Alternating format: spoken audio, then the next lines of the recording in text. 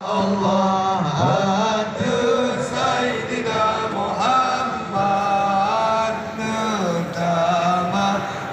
Limpah rahmat dan salahu ada Bandung Mari dan sahabatku ada Bandung umat Islam hamba-hambana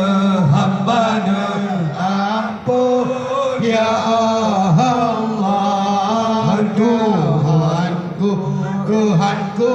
Allah lun iman sallallahu ala Sayyidina Muhammad sallallahu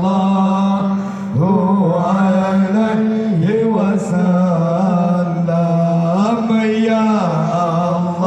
ya Allah ada Sayyidina